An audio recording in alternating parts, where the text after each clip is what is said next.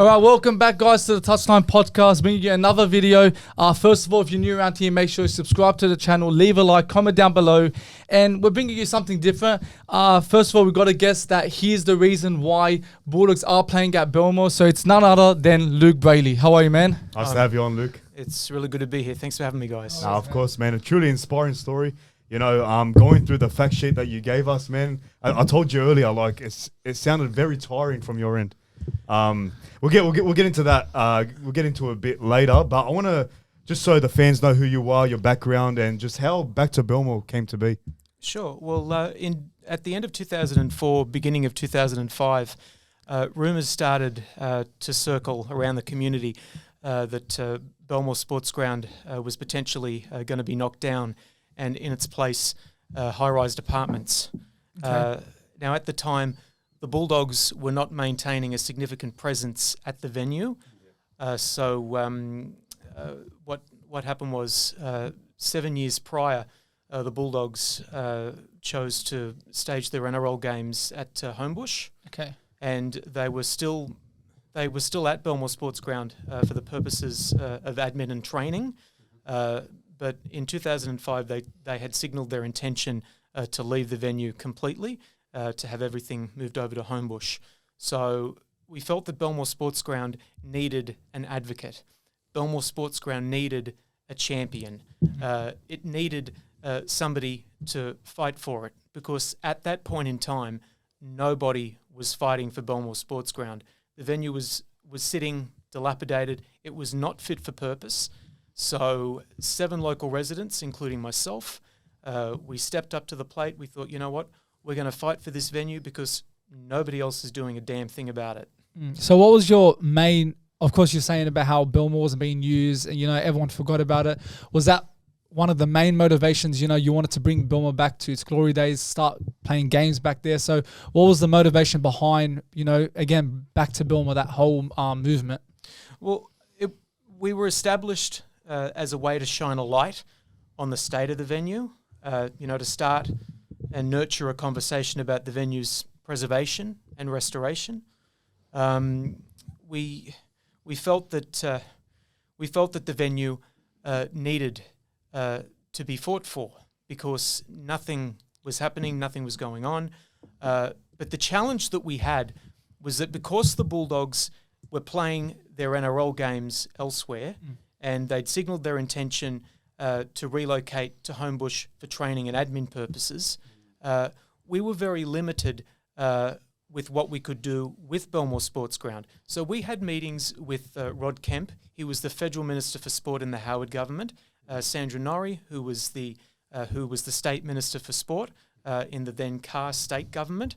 And they pretty much told us that without a major leaseholder at Belmore Sports Ground, you had virtually no chance of securing a government upgrade for Belmore Sports Ground, because governments of both persuasions were not going to fund an upgrade without a major leaseholder. And the challenge that we had was not so much forcing the club to return there, because you catch more flies with honey than you do with vinegar. The goal that we had in mind was to use the gentle art of persuasion to, you know, persuade them about the benefits of maintaining their spiritual link with their home ground without forcing them, because it did not need to be forced. Yeah, exactly. Yeah. But like, how gut wrenching was it when they signed that 15-year lease with ANZ Stadium? Like when they transferred to Homebush, like you're already in the process of trying to bring games back to Belmore, and then they signed that deal. Like, talk us from your end. Like how annoying was that when they ended up, you know, signing those contracts, like, on that lease? Look, it was it was interesting, because the goal wasn't so much to get the Bulldogs to play games at Belmore Sports Ground, because you have to understand, at the time, the venue was not fit for purpose. Yeah. It was not capable of staging NRL games. So our focus was solely on restoring Belmore Sports Ground and pointing out to the football club the benefits of maintaining that link with their spiritual home. But once they signed the lease agreement, we thought, well, you know what, we've got a bit of a problem here because, again, governments are not going to fund a significant upgrade of millions of dollars. That's taxpayers' money, that's your money, that's my money, on a venue that at that stage had a very limited future. So it was an interesting time, but we thought, you know what, we're going to see it through. Tough times don't last, but tough people do. Exactly. And I'm sure that this was an obstacle that we'd be able to overcome. I'm pretty sure there was many people that supported this campaign along the way. But were there any players specifically that supported this this journey, this campaign, and how did they help you achieve your goals? Well, there were two individuals that really supported our movement right from the outset, Tony Burke and Arthur Curry. So Tony Burke, he's the federal member for Watson, a very good friend of mine.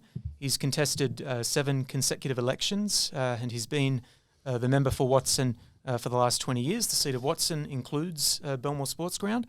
So when we first approached Tony in his early years as an MP, he was very supportive of it right from the get-go. You know, he never once said, Luke, you're wasting your time. Luke, you're flogging a dead horse. Never. He was always supportive of it because as a kid, he went to Belmore as well. So, you know, we have those memories of Belmore. We were able to talk to Tony. We were able to get him to carry our cause to Canberra, and that made a massive difference. He played a pivotal role in securing the first lot of funding that we received, and it wouldn't have happened without him, without his connections, and, you know, we are forever in his debt for the role that he played.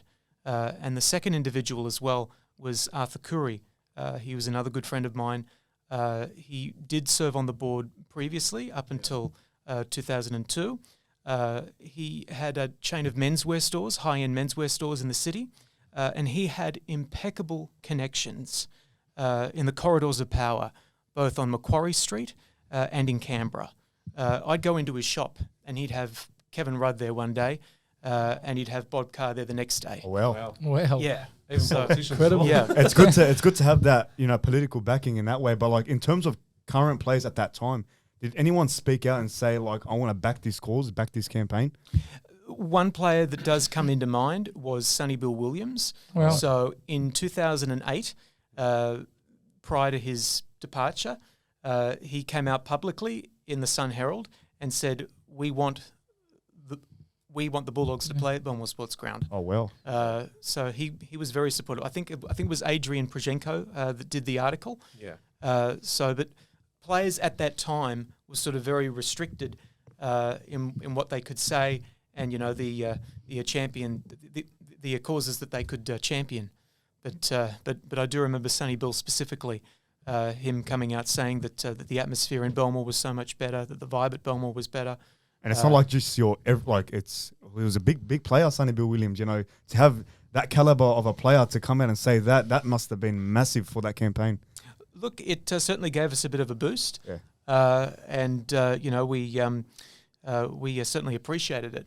And you know, from there, that's when things really started to move in our favour. Yeah, and you mentioned about Sonny Bill, about how he wanted games to be played, and we know too, as us Doggies fans, you know, we connect more to Belmore Sports Ground, and then you brought in a petition, you know, to try and get the community involved to try and bring back Belmore, you know, games back to Belmore. So how important was that petition? Was that a massive, you know, fact of why, again, this cause has been so successful? So when we launched the petition in 2005, we started to knock on doors in the streets that encircle Belmore Sports Ground. Yeah. We found that most local residents were very supportive of Belmore Sports Ground being restored. There were some people who would say it's never going to happen, and they'd slam their door in our face. Yeah. You know, I mean, that was to be expected. Then you had people who had only lived in the area like until very recently, people who had just moved in, and so they didn't really know what it was about, and they probably didn't know ideas about the sport, even the club as well with Canterbury Bulldogs. Exactly. So, but you know, we kept chipping away. We kept knocking on doors. We kept pounding pavements. We ended up getting 10,000 signatures, and it wasn't just the streets that encircle Belmore Sports Ground. So what we did as well, we reached out to it was Picken Oval, which is in Croydon Park. So the Western Suburbs Magpies. There's a Junior Aussie Rules Club that plays there. So we went there. We also went to Coogee Oval, the Randwick Rugby Union Club. They play out of there. And we asked people who attended those games if they'd be able to sign the petition as well. And they actually supported it. And the reason why, like, even though it had nothing to do with their club, it had nothing to do with their venue, what they were doing was they were supporting the concept of a sporting facility being upgraded, giving future generations of athletes a chance to thrive and survive. Was back in when this whole movement started, was the Bulldogs board, I'm sure you had many contacts with them. Were they for this campaign, or were they completely against it? Was there some, board members that, this could work, or they would just completely, push it out the door? Look, at the time, so at the inception of our movement, the club was very much focused on Homebush. So Belmore wasn't really, it wasn't really a priority for them. Because, as I said, at that stage, they were playing their NRL home games out of Homebush. So they were dividing their games between the showground and between Stadium Australia, which is now known as Accor Stadium. They had committed to leaving Belmore for training and admin. So they really weren't all that focused on Belmore Sports Ground, and that did pose a challenge in terms of securing future government funding, because we needed a head leaseholder to be able to give us a chance of getting funding, and that wasn't happening. You ended up getting funding, didn't they? The federal government and the Canterbury Council, long after that, ended up supporting the campaign. How much did they put into the campaign, as in later on into the project? So in May of 2010, it was Anthony Albanese and Tony Burke who made an announcement at Belmore Sports Ground that the federal government was going to assign $4.9 million under the Regional and Local Community Infrastructure Program, and $1 million from Canterbury City Council to build a state-of-the-art training and admin facility at Belmore. And that wouldn't have been possible not only without the 10,000 signatures that we were able to obtain, by pounding pavements, knocking on doors, never taking no for an answer, but also the back channeling that was done by Arthur Curry. He was able to act as a conduit between the club and the state and federal governments as well. And Tony Burke, who has been a consistent champion and advocate for Belmore Sports Ground's restoration ever since the genesis of the Back to Belmore movement in 2005. And eventually, Bulldogs eventually relocated their games and their training to Belmore. And how did this make you feel? Was it a big step in the right direction after putting all that effort and the commitment every day, working hard with the team behind you? How did it make you feel? Look, we felt vindicated. We felt that we were right all along, in that we fought for Belmore Sports Ground's restoration. People said that it couldn't be done. A lot of people said, you're wasting your time, you're flogging a dead horse, it's never going to happen. And we were able to prove the doubters, the scoffers and the haters wrong. And it's possible when you have passionate people that love the club like Bulldogs, when you have a team behind you, when you put that effort in, eventually it's going to work out. And that's what happened for you guys. That's exactly right, because we were able to work together in a way that was collaborative and cohesive. And we did it because we had the best interests of the community and the venue at heart. Yeah. Well, Bulldogs and Broncos 2018, they had a game at ANZ Stadium. Kevin Rudd showed his concerns about, why games weren't being played at Belmore. This must have been a massive boost having, someone at high figure spreading his concern about, games not being played at Belmore. Did that help, push your cause and try and getting, Belmore back to where it belongs? Well, it's interesting. So that was the game that was played at ANZ Stadium the 31st of August 2008. That's right, yeah. Now, 6 weeks prior to that game, I had met with Todd Greenberg for the first time as CEO. And honestly, absolute champion. we got along like a house on fire. Yeah. I introduced myself to him. We sat down, we had a good chat, and I made it very clear to Todd right from the outset. I said, look, we're not here to tell you how to do your job. We're here to support you. We want to work with you in a way that is meaningful, in a way that we can achieve the best possible outcome for Belmore Sports Ground. We firmly believe that it would be in the club's best interests to maintain a presence at Belmore Sports Ground. At that stage, they were about 5 months into their new lease agreement at Stadium Australia for admin and training purposes. And I just remember saying to Todd, look, I think it would be worth maybe speaking to the federal government, see if we can get some funding for Belmore Sports Ground and maybe down the track some NRL games if, and I emphasise if, the club believes it is in its best interest to do so. At no stage was it ever forced. At no stage was it ever demanded. We felt that the Bulldogs did need to maintain a presence at Belmore, and I think that resonated with Todd because 6 weeks later he had the Prime Minister and he had the Treasurer in the corporate box at ANZ Stadium, and the PM at the time. He was very concerned. Yeah, and I feel he's a man. He really helped the Bulldogs. You know, he's the reason to why Bulldogs were successful in the 2012 era. He was the CEO, and again, I feel he's a man that he loves to help out. And again, he's helped your cause. In ways that you probably thought were never possible. Well, yeah, and a lot of people don't know, like what went on behind the scenes. In the conversations, the meetings. Because Todd had been at the club prior in an operations capacity, he understood the innate place that Belmore held, in the hearts of Bulldogs supporters, and I think that helped the cause as well. Yeah. Now, back in 2012 was the first trial game, Bulldogs versus Roosters. Was it a successful event? Were there bad reviews behind the scenes saying that it wasn't the best, we're not going to do a Belmore game anymore? Or was there good reviews at the end of the day? Look, for all intents and purposes, the first trial game, it was a success despite the loss to the Roosters. Yeah, exactly. 12,000 fans rocked up, and rugby league really reclaimed its heartland, and the Bulldogs reclaimed its spiritual home and its soul. And the atmosphere was incredible. I mean, I still remember the game. Yeah, I was at that game. Yeah, I was at that game too. Yeah. We really at the game. I was at that game. Was I there? You, I think your dad. I was with you. Yeah, your dad gave us tickets. I was there. But who was also at that game? Albanese was there, wasn't he? He was. And yes. so he was very impressed by the atmosphere, and he wanted to fund the project. How was that on your guys' end?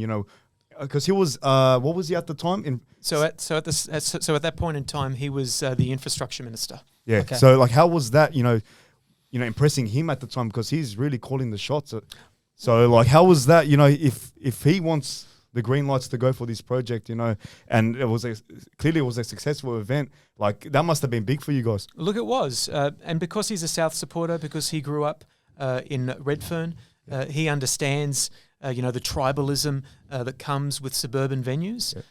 So I think that helped a lot.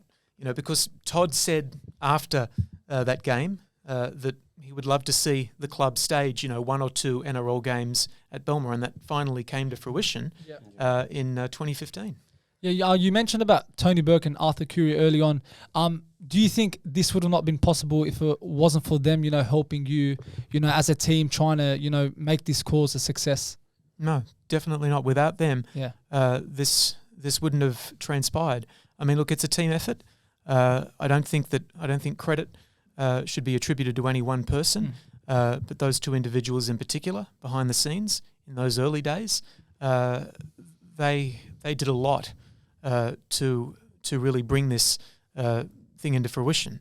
And we are just so thankful for the role that they played. I mean, yes, we did get the 10,000 signatures to warrant the funding, but they were able to use their connections, both Arthur and Tony separately, and they were able to back channel and speak to people in power and get the funding needed to to restore the venue. Like things started to go your way by the year 2012, and then you look at 2013. The Bulldogs signed a long-term lease agreement with the Canterbury City Council. So was that again another massive breaking point for you guys, where you could really start to play more games at Belmore? Look, definitely, it was good in the sense that Belmore Sports Ground had a long-term leaseholder, and that's what we needed from the outset. Belmore Sports Ground needed a long-term leaseholder in order for it to be sustainable, to get funding for Belmore Sports Ground. It still didn't necessarily get us to the point where we could play multiple NRL games, but it was certainly a step in the right direction, Which is good to see. Yeah, absolutely. Well, there were requests from other sports now to use, Belmore Sports Ground, to play on their field. A-League wanted to use it, but again, the Bulldogs rejected it. What were the main reasons to why, constantly other sports, requesting to use the field were, constantly being rejected? Well, I had expressions of interest from Nick Farr-Jones, who was chairman of Rugby New South Wales, and also from the Sydney University Lions, the Gridiron team. And we thought in the context of promoting Belmore Sports Ground as a multi-purpose sporting facility, that it would have been in the venue's best interests and even the Bulldogs' best interests at the time to stage as many events as possible there. Because if you're trying to get funding for a venue that's only going to be used primarily by one sport, your chances aren't really all that good.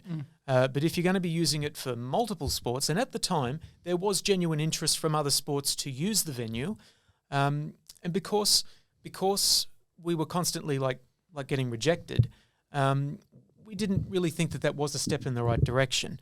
But I mean, since then, interest from other sports have sort of dissipated. So, because correct me if I'm wrong, don't they play soccer matches at Belmore Sports Ground now, but not on the first grade level?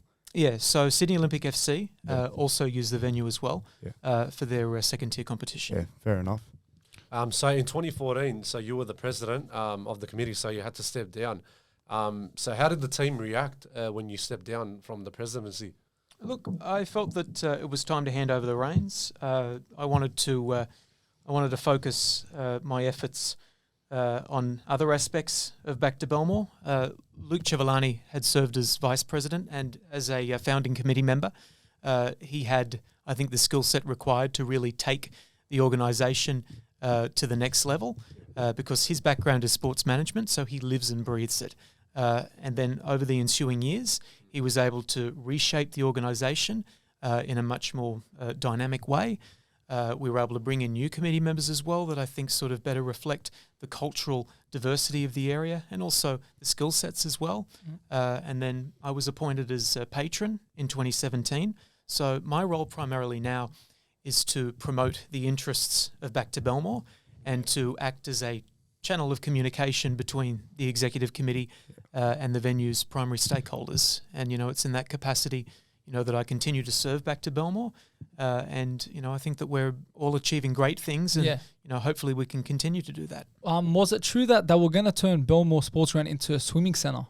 So in 2007, rumours started to circulate that an aquatic centre had been earmarked for the parcel of land that occupies Belmore Sports Ground.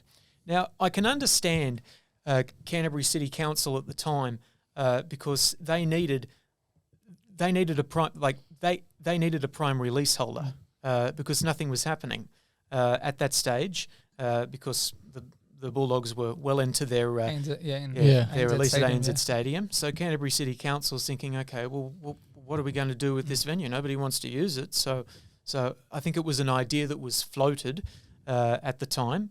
But, thankfully that didn't happen because there were already an abundance of swimming and aquatic centres. Was there part of you, at some stage where you're like, this is not going to go through, I'm going to pack up my bags and, just, give up, or you never had that intention? You always wanted to, you saw the light at the end of the tunnel. You thought that I'm going to get this through. Look, there were times where, I'd chat to Luke, chat to Steve, who's now a vice president, and the other committee guys. And, sometimes we'd say to ourselves, what's going on? You know, like when are we gonna see results? But we just had this innate drive that at the end of the day, we're doing the right thing. We're on the right track. We're doing this for the right reasons. We're fighting for future generations of athletes to have a home that they can aspire to. We're fighting for a venue and to get it to a stage where it maximizes its purpose. And we just kept chipping away. You know, we just kept fighting the good fight. You know, despite the obstacles, despite the setbacks, and you know, we just kept on going. Yeah, we just kept on going. You ended up getting what you want in 2015, but you ended up the campaign was successful. You know, NRL was set to, you know, officially hold games at Belmore Sports Ground, but unfortunately, on the other end of it, you guys didn't get an invitation on the Back to Belmore team. You know, how it was a happy moment, but also a sad moment. I think for you guys, you know, just talk us through that whole process around that time. Look, it was bittersweet. I mean, at that point, we'd spent 10 years fighting for the preservation and restoration of Belmore Sports Ground at a time when nobody else did. You know, we knocked on doors, we pounded pavements, we got petitions signed, we fought for the venue when a lot of people said that you're just wasting your time. Yeah. And it was almost as though the board at the time didn't want us in the picture. It was almost like we were a hindrance. You know, that it didn't suit their narrative to have a community organisation lingering in the background. Do you feel like they were, in a way, taking the spotlight from the main people that meaning. You know, brought it back? You know, brought games back to Belmore. Do you think, you know, they were trying to put the spotlight on them? Like, how do you see it? See, I don't know if it was intentional or not, but that's certainly how it felt. Yeah. You know, there's an old proverb: when eating fruit, remember the one who planted the tree. Yeah, that's true. And you know that certainly didn't happen. Yeah. And you know, at that point, we just sort of got the vibe that we weren't wanted. You know, Jorn Utzon, who designed the Opera House, he wasn't invited to the opening of the Opera House, so I can't understand how he felt. Yeah, exactly. So Yeah, you can talk basically on behalf of him. You know how we feel. No, like it's very, very sad to see. But as you're saying, you're campaigning for so long. You know, you guys were at the forefront of this campaign. You're the reason why, you know, games are back in Belmore. And just to not give you an invitation, it's a big slap in the face, man. Well, look, it was disappointing, but you know, we always put the relationship between the Bulldogs and Back to Belmore first. Yeah. So we let that infraction slide, but unfortunately, with that board at the time, with the pre-2018 board, it was just, you know, letdown after letdown after letdown, and we sort of got the impression that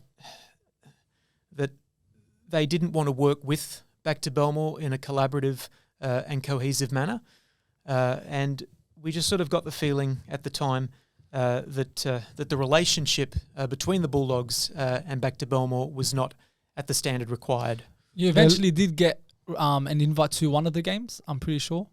Yeah, so with the change of board in 2018, so we advocated hard for new board members in 2018, and we were able to use our mailing list to make a passionate plea to Bulldog supporters to elect new board members. Yeah. Because, look, at the end of the day, we want to be able to work with the Bulldogs. You know, I admit that relations between the Bulldogs and Back to Belmore have not always been harmonious, but there is a need for us to work together to ensure that Belmore Sports Ground is maintained as a top-class sporting facility. At the end of the day, they are Belmore Sports Ground's primary leaseholder.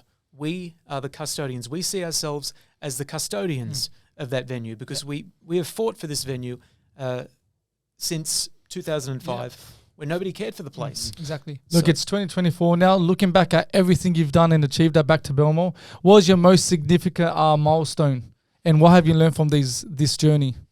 Look, I'd say probably the most significant milestone was getting the news that the first lot of federal government funding in 2010 was forthcoming, because what it showed was that we were listened to.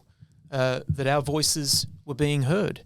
You know, we got 10,000 signatures on a petition, so 10,000 people all telling us that they want to restore Belmore Sports Ground, that they want to see Belmore Sports Ground being maintained to its former glory. So that was a proud moment for us. Yeah. So now, since 2015, now we're starting to play games back in Belmore. So we've had 13 NRL Premiership games since 2015, obviously, and $4.5 million pumped into the local economy. That's incredible. Now to my next question: what are the future plans for Back to Belmore? What do you see in the next 5 to 10 years? Look, our focus is very much on ensuring Belmore Sports Ground is maintained as a top-class sporting facility. Our goal is to support the Bulldogs in their endeavours to revitalise and rejuvenate this amazing venue. We need to maintain a collaborative relationship with the Bulldogs. Like I said, they are the venue's primary leaseholder. We need to have a strong relationship, and I think that Belmore Sports Ground always flourishes when all of its stakeholders work together in unison. Nothing can ever be achieved if we treat each other as obstacles. Yeah. We need to treat each other as partners. 100%. Is there any way we can bring every single home game back to Belmore? Has there been a conversation about Surely. Gus Good mentioned about how we can play one game at ANZ Stadium and we'll make more in one game than at Belmore the whole season. But is there a plan to not maybe play the whole season at Belmore, but like say more than 2 games, like at least 5 games? Because currently for the past 3 years we've been playing 2 games. Because at Belmore. I think the issue was the parking. Is that is one of the biggest issues. Yeah. And I get it from the money side, yeah. But to Samuel's point, like, is there a way? I know a lot of fans. Because I feel we hear this everywhere. Yeah. Can we bring every single home game back to Belmore? Because when from a fan, I guess it's the same for you. You walk into ANZ, it just doesn't feel the same. The vibes are just right in Belmore. Yeah, man. you spoke about connection early on. We feel connected when we go there. The fans, the crowd, everyone just loves it. So the food, the atmosphere. Yeah, what do you reckon? Is there a chance that it could go to 5 games at Belmore? Like, what do you reckon? Look, it's a decision solely for the football club to make. And we've always respected the Bulldogs' right to make informed decisions about where they stage their NRL games. Look, Back to Belmore has never been empowered to dictate to the Bulldogs or any other NRL franchise where to stage their NRL games, and we will always respect the Bulldogs' right to make informed decisions about where they wish to stage their games. If they do wish to play more NRL games at Belmore, we will back them to the hilt. We will support them in their endeavours. Granted, there are logistical and operational challenges with staging multiple games at Belmore Sports Ground. But look, if that is something that the Bulldogs do want to consider down the track, then as a community organisation, that is something that we would definitely support. Is there currently anything in the works? Like, are you currently still working with the Bulldogs, dealing with things? Like, is there anything happening right now? Look, the relationship with the Bulldogs is fluid. It's ongoing. It's a work in progress. Like I said, it's our intention to maintain a strong and cohesive relationship with the Bulldogs. But Belmore Sports Ground's best results are always achieved when we do work together. And that's something that I'm very hopeful of in the future with the board. Did you ever work with or have chats with some of the coaches at the times, like Des Hasler or Jim Dimmick? Was there any ever conversations with those sort of figures in the game? Look, when we did speak with the coaches, it was always very jovial. It was always very friendly. They were always very passionate about the ground. I can remember when we did a tour of the facilities back in 2011 when Des was coach, and he was just really passionate about this. He was really passionate about the place. He'd just come from Manly, he'd just come from Brookie, and honestly, this guy, he was just so in love with the venue. I thought, wow, okay, this is good. A lot of similarities to Cameron Serrato. Same scenario. I remember I was watching an interview. He immediately fell in love with Belmore Sports Ground. It's a funny place, man. Every player falls with the Bulldogs. Every new player, every coach. It's a really funny thing. It's a family club. 100%. That's why everyone enjoys the club. There's just, I don't know what it is, man. I might sound crazy here, but as I said, there's a vibe in Belmore Sports Ground that I can't explain. I walk into that ground, it's like me walking into my own house. It's like I don't know how to.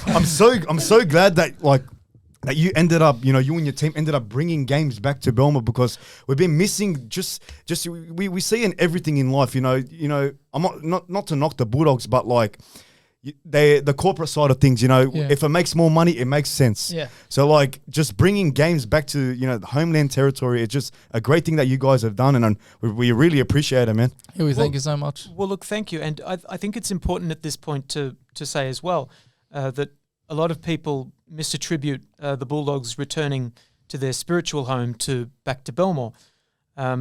People say that we were the ones who brought the Bulldogs back to Belmore, and you've said that tonight. And I can't tell you the number of times that I get stopped in the street in Belmore and at the games at Belmore with people thanking me and thanking back to Belmore more broadly for bringing the Bulldogs back to their home ground. And look, it's very flattering, but we didn't bring the Bulldogs back to Belmore. The Bulldogs brought themselves back to Belmore.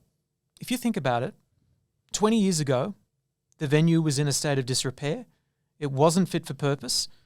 The Bulldogs couldn't possibly have returned there to play NRL games even if they wanted to, because it wasn't at the standard required.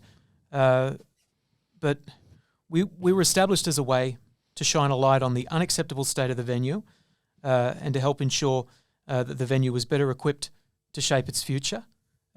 We never forced, in our entire 19 years, we've never forced and we've never demanded the Bulldogs to return to their traditional home, even in the early years of the movement, before Todd Greenberg came on board, because at the time they wanted nothing to do with Belmore. They made that very clear. State and federal governments, they wouldn't fund an upgrade because they didn't have the assurance of a long-term leaseholder.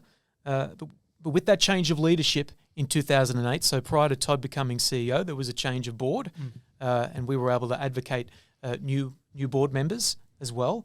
And that, I think, it changed direction, and it created a massive rethink about their spiritual home. So we didn't need to force the Bulldogs because they were well aware of community sentiment.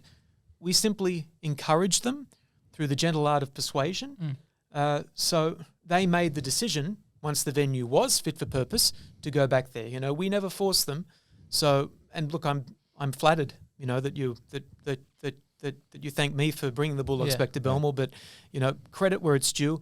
The Bulldogs, they made a conscious decision of their own volition once the venue was at a state. I mean, yes, I like to think that we did play some role. You're poking the stick, essentially. You're saying, come on, Bulldogs, do something. And that's what, from the outside perspective. We gave them a bit of a nudge. Exactly. So, we still express our gratitude. A lot of people watching now will express their gratitude. The big Doggies fans, even just non-Doggies fans. I know a lot of people that go to Belmore Sports Ground don't even support the Bulldogs and say that it's their home in a way. Currently, like our Oval, the Tigers, there was rumours about them completely getting rid of it. As someone who's brought back Belmore, what is your stance on that kind of situation with the Tigers? Yeah, well, Paddy Tobin, he's a young fella.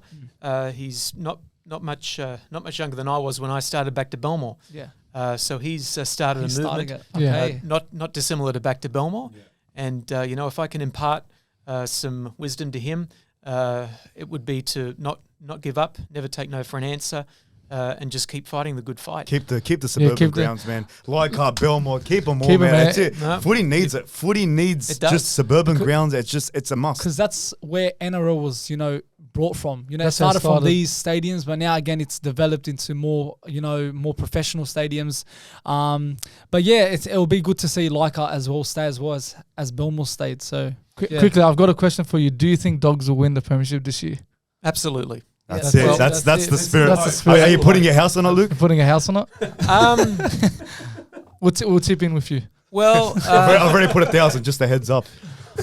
I'll have to come back to you on that one. I don't know how much I'm prepared to wager yet. But honestly, man, it's a pleasure having you on. Again, thank you from all the boys, from all the viewers watching. Big thank you again for bringing games back to Belmore. But yeah, guys, if you're new here, hit the like button, hit subscribe, comment down below. And other than that, it's been the Touchline Podcast. Luke Brailey, thank you so much, Luke. And we're out. Thank you so much for having me, guys.